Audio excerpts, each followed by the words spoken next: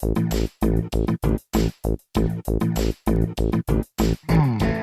are so many ways now in which we can deliver incredible customer experiences for people, but we do need the right people and the right people to have the right tools to be able to give service without having to be servile about it. Hello and welcome to Minter Dialogue, episode number 337. Today is Sunday the 21st of July 2019, and this interview is with Sophie Devonshire. Sophie's the CEO of the Caffeine Partnership, an award-winning strategic consultancy specialised in brand-led business growth. Sophie's also a keynote speaker and author, having published Superfast, Lead at Speed, How Pace Can Drive Performance by John Murray Learning. Superfast was shortlisted for the Best Leadership Book at the Business Book Awards 2019. Sophie's also been founder of Babes with Babies, was board director at Quintessentially, a leading luxury lifestyle group, and in this conversation we talk about how branding has changed, the role and essence of purpose in business, and how to be super fast, successful, and purposeful. Stand by, I'll be right there.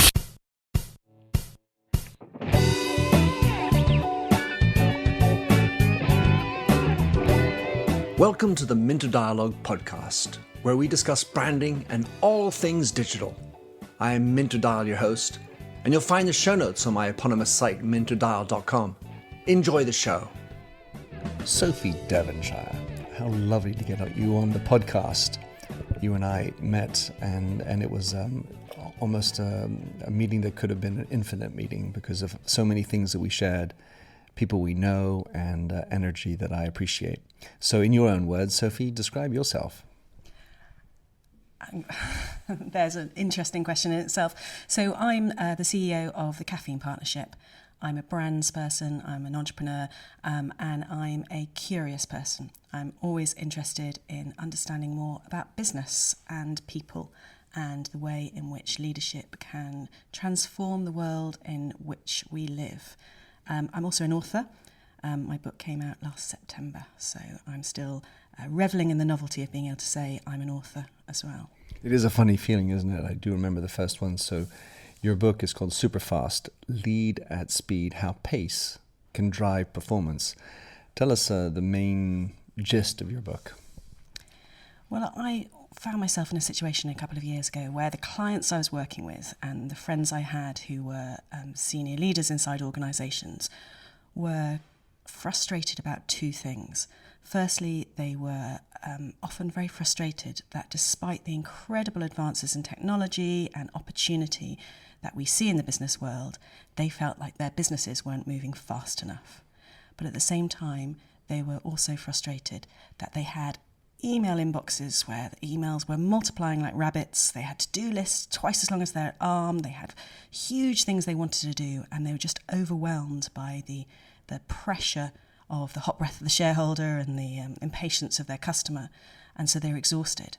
So what I wanted to do with this book was to explore how we can lead, how we can work, how we can survive and thrive in a world which is moving super fast, and to understand all the positives and the opportunities that gives us now in this really rapidly changing world, but also understand how to deal with the pace with grace and to do it in a way which is enables us to be responsive and responsible.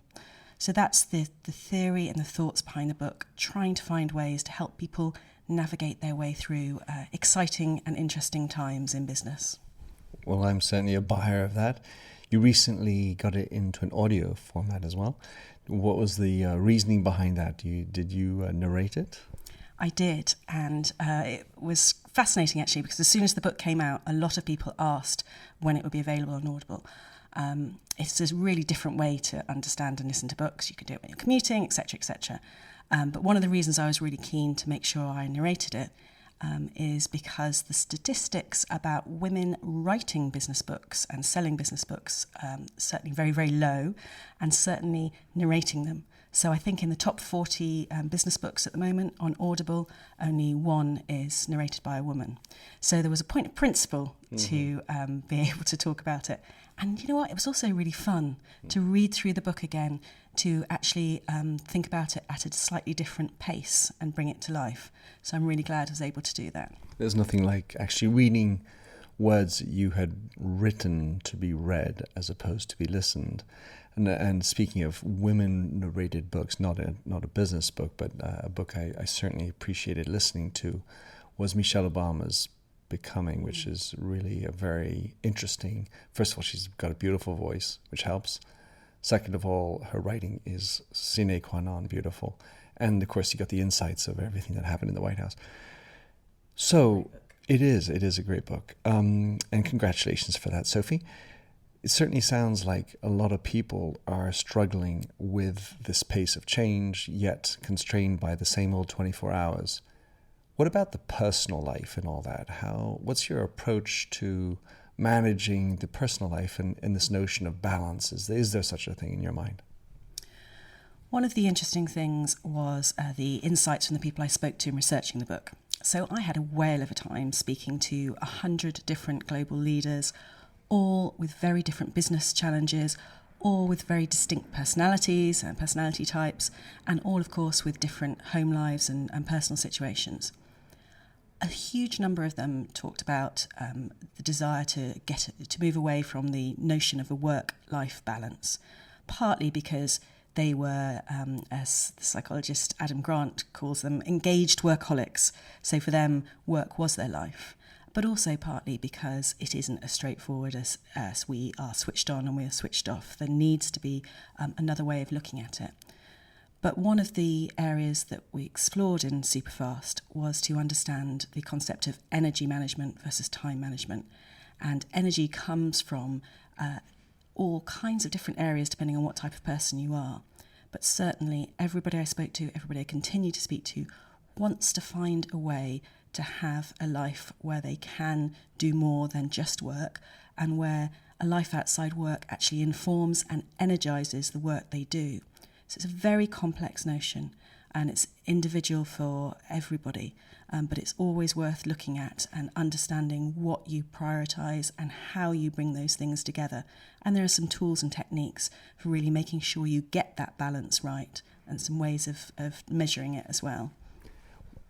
It's been my observation, Sophie, that there are many people, as you call them, these workaholics or work people whose life is work.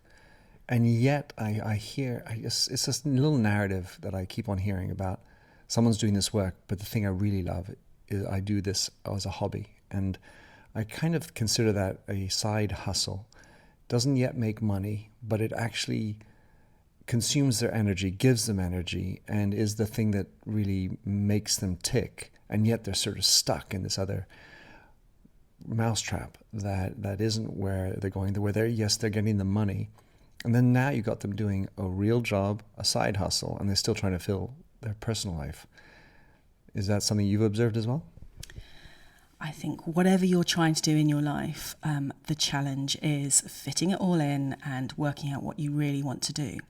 And one of the big areas we explore in Superfast is to understand, well, it's the best bit of advice I've ever received. It was a few years ago when dealing with overwhelm, when someone said to me, darling, it was a very good friend, they said, darling, you can do anything, but you can't do everything.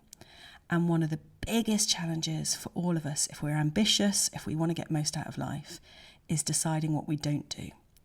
So to become a great editor of our lives. So yes, if that side hustle is important, yes, if your family is important, you have to make it happen. But that involves saying no to other things. That involves being strategically lazy and doing what only you should do and having the confidence to not do other things, which is often very tricky if you're a nice person. If you're a decent person, it's actually harder to say no, to delegate, to automate, to make sure you're not doing things that you shouldn't be doing. And that, I think, is one of the biggest challenges for anybody who's trying to achieve something. Like saying no to a friend, hey, let's go out for a drink at the pub. Yeah, but I can't, if I do that, that's an hour and a half, and that probably cuts into my sleep, actually. And so you need to be a little bit selfish. the other person might be a little offended, and so goes. Sophie, you and I both enjoy branding and the notion of brand today. Let's start with just how important is brand in your mind today differently from the past? I think the concept of brands has changed enormously. What's fantastic is our understanding of how to use brands in business has really developed as well. So I've always worked in the brand world, both inside organisations and as a consultant. But what's changed now is that brands continue to be a shortcut for people. And in a super fast, rapidly changing world, your brand is more important than ever. But the most interesting area is where we discover people who've taken their organisation brand and are building that, not just their product brands. And those people, I think, are starting to understand that brands are built from inside out. It's not just a sticking plaster that can hide a bad business or make something better than it isn't. They really do have to be built on truth. And that has changed because of social media, because of a more transparent world. You know, we can see what leaders are doing, and that impacts on the brand as well. So I think there has been a fundamental shift in the desire for brands to be more truthful in all kinds of different ways, which in itself is a real positive for society and for business. So it's funny that you should say this expression inside out. I mean, of course, I 100% subscribe to that. And yet there's a thing called customer centricity, which brands and companies are jumping on, saying, oh, the customer is king, customer pays my bills. So you need to be outside in. You actually need to focus on the shoes, getting into the shoes of the customers, figure out what they want, and then organize that within. So what's the narrative for you, Sophie, as you fix between inside out and outside in? So we talk about insight in and inside out as a way of looking at it. So actually it's built from having an organisation where people do get as close as possible to the customer to be able to anticipate what's happening. And actually that's very much a principle about pace. If you have an organisation that wants to move at the right pace, human understanding is absolutely critical. Technological understanding will speed things up as well, but human understanding yourself, understanding your team, and getting as close as possible to your customer. But you need to build it from inside the organisation so that the processes, the customer experience, the communications are all not just an afterthought and artificially put there, but are true, relevant and compelling. And bringing that all together requires leadership. I think there's been a real shift away from thinking about brands as just a marketing opportunity. A true brand inside an organisation brings together marketing, sales, finance, customers, everything, because it is everything that you do that the customer now sees and experiences as the brand, not just what you say. So that's inside out and insight in. Love it. Wow. So another thing that you and I share is this notion of purpose. Let's say that we're not alone. The words are used regularly, and so many companies write their meaningful purpose on the wall, and it just doesn't happen. But in your mind, actually, what is purpose? What qualifies as purpose? How do you define the notion? Purpose has had a huge backlash recently because it's been seen to some people as artificial or irrelevant. But purpose has been around for us all as humans for hundreds of years, and certainly for businesses as well. It's the North Star for an organisation for me. I'm more interested in purpose for individuals and purpose for organisations in some ways than just purpose as an advertising tool. And purposes for organisations, it's an aspirational reason for being. It's a way of bringing people together beyond just profit. And it's always been that way. You know, the Quakers with their Cadburys and other companies. Hewlett-Packard in the 1960s also talks about purpose. I quite like it when people use other words to describe it as well. So a lot of people talk about mission-led organisations or vision-led organisations. Whatever it is, for me, purpose is a why. It's a way of bringing people together. It's a narrative that also has to be true, has to be meaningful. So what purpose brings is it brings meaning inside your organisation. And at Caffeine, one of the things we talk to leaders about is the need for 4 things to make things work inside an organisation which is moving super fast. You need meaning, you need coherence, you need engagement, and you need leadership to bring all that together. So meaning is purpose. It's the why are we doing this? How can we bring meaning to this? Which helps motivate people and get them moving. The word motivate actually comes from movere, Latin, to move. So purpose for me drives pace, and purpose makes work more engaging, more meaningful, and more fun. So I definitely think it still has an important role to play, and I want to keep fighting the cynics who believe that it's just something that can be words on a wall rather than a way to bring together great organisations for a greater purpose. Well, you might be fighting cynics, but you're certainly not fighting Sinek. Simon Sinek. Purpose. So we've got this idea that it moves people. Is purpose something that every company can have? And I want to qualify that statement by something I hear regularly, which is, well, money moves me. Yeah, and money will always move some people. But the science shows that it is not the number one motivator for most people. And the evidence, you see it all around you. Plenty of people choosing to do things with their lives that aren't just about money. And now money has an important role to play, and people take jobs because of their salary, but people also often want to be part of something, to be building something, to have that sense of purpose and bringing it together. And it doesn't have to be a purpose that is linked to CSR or something that's particularly complicated or environmental or whatever. There's some great examples of organisations who talk about their purpose in different ways. Lego, for example, brought itself back from the brink of bankruptcy, partly through a new inspiring narrative around how they inspire the builders of tomorrow. The concept of what they can do and bringing everything together is fantastic. I love the example of Premier Inn. It's a budget hotel chain, and its purpose is to give people a good night's sleep. It's a purpose beyond profit. It's a purpose that actually will drive profit, but it's a really great way to filter decision-making for them as an organisation and to help everybody feel inspired that what they're doing is something that's positive. And I believe that business has a really important role to play in society, that it brings dignity and it has a critical way of bringing communities together, but it often needs purpose to help drive that. Yeah, it's great, the idea of the Premier Inn. At the same time, it makes me think, well, does purpose have to be unique? Because in the end of the day, what hotel doesn't want to give you a good night's sleep? I mean, you have to imagine that's what they're trying to do, why they invest in beds and all that. And how do you think that every company can have a purpose? Well, the point about does it have to be unique, there is a focus that's needed. If you want to bring people together and really galvanise and grow an organisation, it goes back to this question of editing. You have to choose what the most important things are in whatever you're doing and whatever you're saying. So although every organisation would like to give people a good night's sleep, it's that unrelenting focus for Premier Inn which enables them to say, right, actually, we're not going to invest lots of money in building spas or working on the breakfasts. We're going to actually invest quite a lot of capital expenditure in sorting out our air conditioning because we've chosen to focus on a good night's sleep.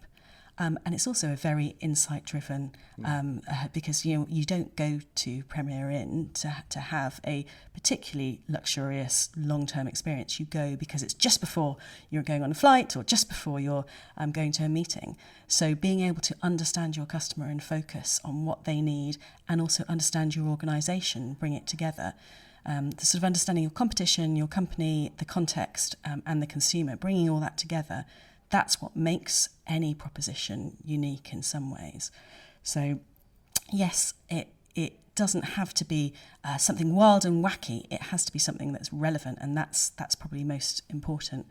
But also, if you can articulate it in language that people remember easily, that helps everybody inside the organisation get behind it and gives you that focus and that filter. That was the first part of your question, wasn't it? It was good. It was good. The second one was, should every company or can every company have a purpose?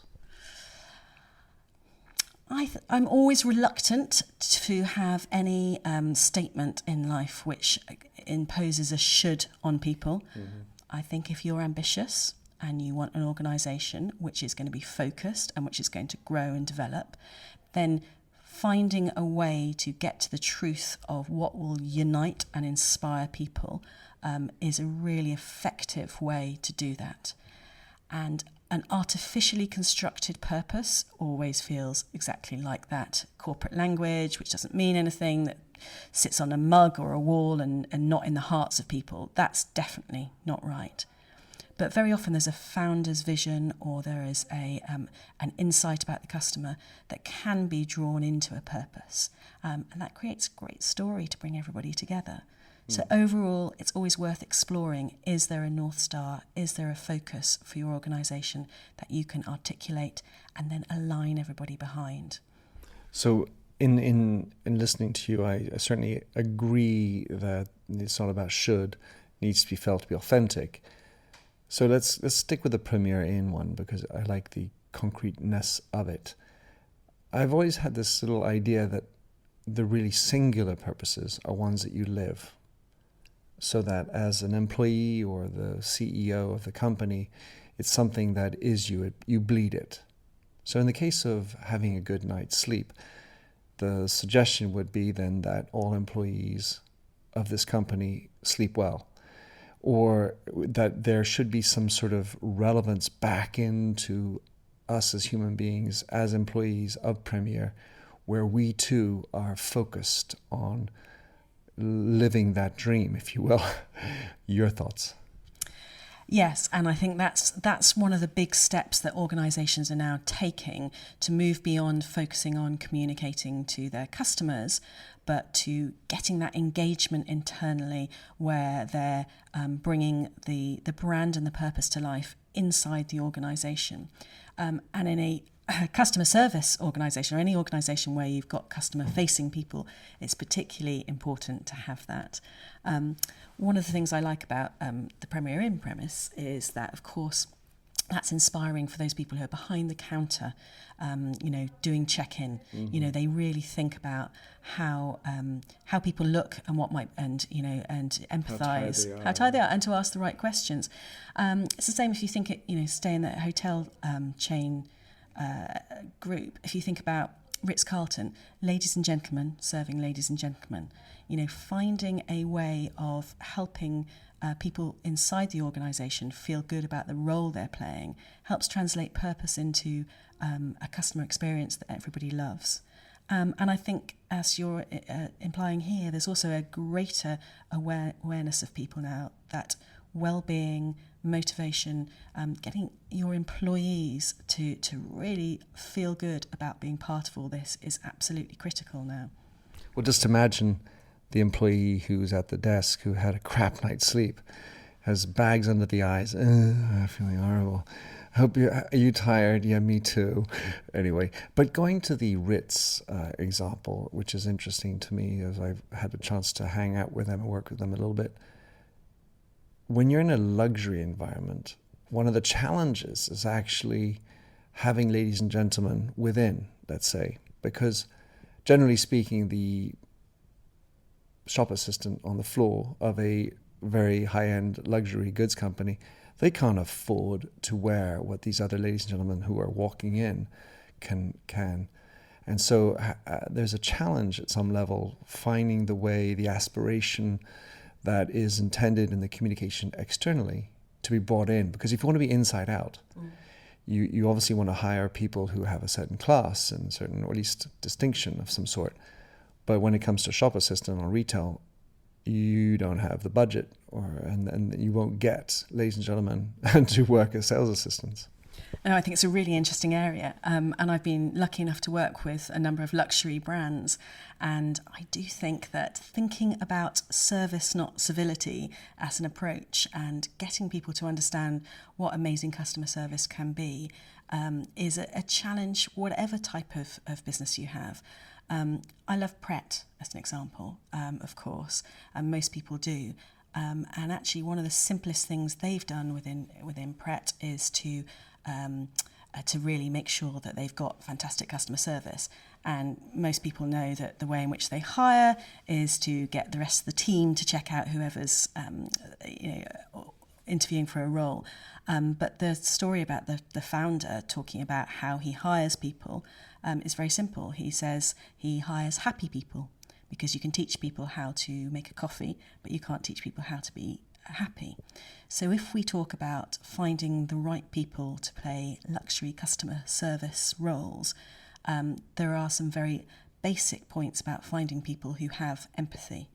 And those who are empathetic don't have to be the same as the people they're serving. They just have to look for how they can help, what they can do, and be inspired to be able to deliver that. Because otherwise you get, was it in Pretty Woman, the moment when she's on Beverly Hills and she walks into the shop and has this snooty shop assistant, and that's just hideous. You know, there are so many ways now in which we can deliver incredible customer experiences for people, but we do need the right people, and the right people to have the right tools to be able to give service without having to be servile about it. Beautiful. So hire for attitude. Sophie, you've written a book now, Superfast, and I'm just going to share you an experience that I had and see what you think now as well. Because I wrote a book about empathy specifically, and the research was fascinating, the opportunity to write about it, interview people, and then publish it. And then the issue is, oh my gosh, I'm now supposedly an expert in it, and presumably I'm always empathic. So you end up having to hold yourself up to a standard that you've written about, and maybe, oh gosh, at times I'm not quite up to snuff. So I was wondering, in the experience you had of writing this book, to what extent it's a blueprint that you've led, a blueprint that you would like to lead, and or where you've had gaps in your experience, because it's one thing to write it, it's another thing to live it. It's a great question. Well, that's why it was so enjoyable writing the book, because it does provide a framework which hopefully helps other people, but frankly, selfishly helps me. Within the book, the idea is that there are smart ways to structure so that you can be, as a leader and as an organisation, more responsive. So set up to be able to take the opportunities that are out there, but also more responsible. So human understanding, behaving in a way which isn't just about pace, but is with grace, finding ways to get the pace right as well, to think slowly and to move fast. So absolutely, I am determined to practice what I preach as much as possible. Of course, the problem with having a book called Superfast is, if you are particularly tardy in responding to something, or the book takes longer than you want to write, that puts an extra pressure on it all. But I guess the other thing in terms of researching it and the conversations I'm having with leaders of all types at the moment is that we do now operate in a world where people are much more comfortable with imperfection, that they're interested in people sharing how hard it is to get everything right. And that if we want to move forward, a lot of what we have to do is accept that 80% is often good enough. You talk about Michelle Obama, incredible book, one of the best books I've read recently, both in terms of understanding her and thinking about life overall. And she says, and I won't be able to remember the exact quote, but there's something she says that is brilliant about the moment when she decided to stop caring what other people thought of her. So there will always be people who don't like what you do, who will criticise you, who will have a different point of view to you all. And there are so many people who limit what they do and limit themselves by having a vicious troll in their own head which represents those people. So accepting that you will always screw up and you won't be perfect, but at least if you're moving in the right direction, that you can feel good about it all, is actually maybe one of the messages of the book, is one of the messages from Michelle Obama, who achieved amazing things and was very open about sharing it. So I guess I'm very happy to be open about my imperfections, but I'm trying, Minter, I'm trying. Sure. Do you think, Sophie, and this is going to get into the last area, that there is a difference between how women and men lead, or is this some sort of fiction, and what can we learn from our differences? Oh, this is a fascinating one. We could be here for hours on this. I spoke about Superfast at an event recently, and one of the questions from the audience was to say, I talk about this 21st century type of leader who needs to lead in a very different way. And someone from the audience said, so is this type of person more likely to be a woman, and doesn't that mean we need more women on the boards and running businesses? And the arch feminist in me wanted to say, yes, you're absolutely right, we must, because I do think there is something that urgently needs to be done. We've been talking about this for a number of years, but the fact that things are changing so fast in business, but not in terms of gender diversity at a senior level, something has to be done. But do I believe that women are better at it than men? Do I believe there is this major difference? I think most of the differences I see are societal, are part of decades, centuries of how men and women are taught that they should be thinking of themselves and behaving differently. It's not about innate ability. And so I think when I talk about the type of leader that I think we need in society right now, that's a leader who is human. That's a leader who understands that people are integral to business, to society, and dealing with things with heart and conscience. That's what's important. And that is both genders, and it's just trying to find a way for us to reconnect with a human, not just about women being more naturally able to do it. And I think that there is a genetic difference that somehow has been encoded over the years, over the centuries, and makes the societal element, the social element, the listening element, including to the body, the relationship with the body, that has a distinct difference. And so it's not that men are better or worse, it's that we are somehow encoded differently. And so I think there's a lot that men can be learning from women and vice versa. It's not then about becoming, more female. It's just about, and somehow onboarding some of these aspects of better listening, more possibly more empathy as far as men are concerned. Just the last part was you at Caffeine, you talk about being fast forward female, and so I was just interested to know a little bit more about that. Well, I think part of this is how do we make sure we get this redressing of the balance? So what's happening at the moment, I think, is that there is this real focus on enough people understanding that diversity is important, that we mustn't have all-male panels, that we cannot be what we cannot see, and getting that balance. And some of that is about getting the numbers right. But I think there is also a little bit of an element of where we see great potential leaders, making sure they have the support to get them where they need to. So within Caffeine, we help a number of female leaders as part of our work with executive teams. And some of that is purely about making sure that those women understand how they're communicating and how to sharpen the way in which they're doing that. So it's a terrible phrase, but their personal brand, how they're seeing it, what their speed bumps and blockers are.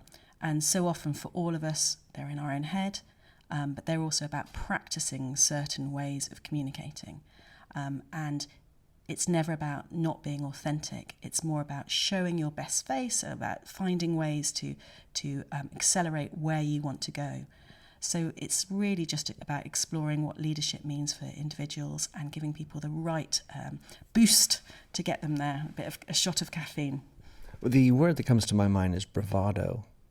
And I feel it's a very different expression for women and men. So the typical example is hey, listen, has any one of you done X? And the men in the room all shoot up their hand. Yeah, I can do that. Of course, that wasn't the question, but I can do that. So I have the bravado to imagine that I have done it, know the experience, and I can do it. A woman, or the women in this room they won't raise their hand, yet they've all done it 3 or 4 times, and don't feel that they're yet accomplished enough to be able to to perform the requested action. Is that something you've seen? And when you talk about the boost, is that where we want to see more boost? That's exactly it. And we see it time and time again.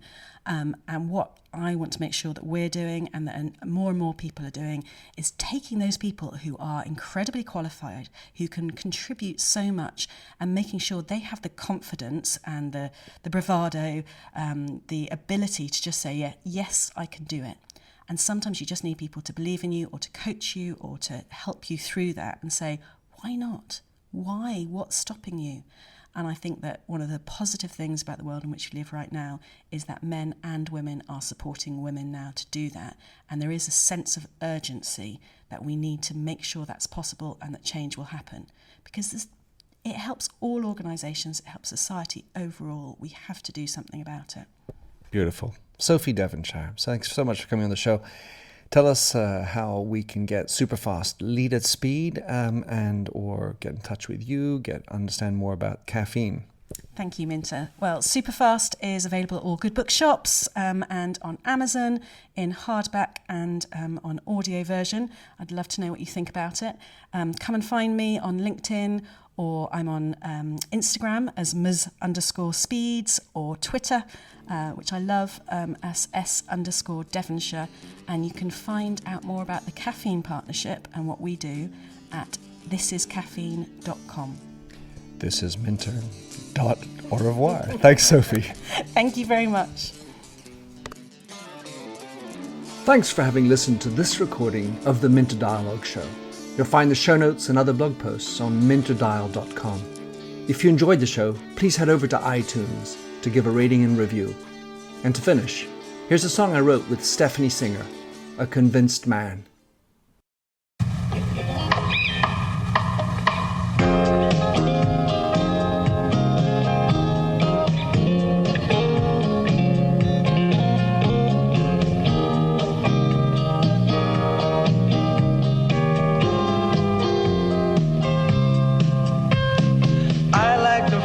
A stranger tucked around me, precipitating the danger. To feel free, trust is the reason. Still, I won't toe the line. I sit here passively, hope for your respect, anticipating the thrill of your intellect. Maybe I tell myself there's no use in me lying. I'm a convinced man, building an urge. I'm a convinced man, to live and die submerged. A convinced man, in the arms of a woman.